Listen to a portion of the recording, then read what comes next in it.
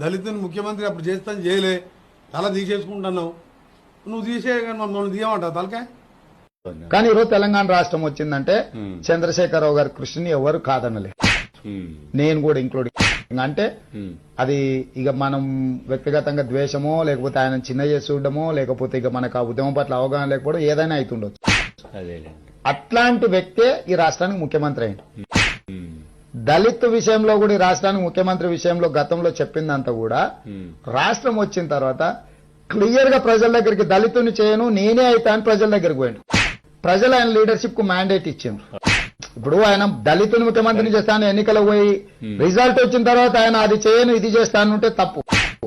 నేను చాలా సందర్భంలో ప్రైవేట్ డిస్కషన్స్ లో చాలా మంది అన్నప్పుడు ఉద్యమ నేపథ్యంలో మాట్లాడిండు, కానీ ఎన్నికలు వచ్చినప్పుడు ఎలక్షన్ మేనిఫెస్టోలో క్లియర్ కట్ గా నేనైతే రాష్ట్రానికి ముఖ్యమంత్రిని, నేను ఇంకెవరి చేతిలో పెట్టినా కూడా ఇది చెల్లకుండా పోతుంది ఇటు పోతుంది అటు పోతుంది అందరి చేతగాని వాళ్ళు నేను ఒక్కనైతే చాలా రీజనబుల్ గా మాట్లాడుతున్నారు మీరు.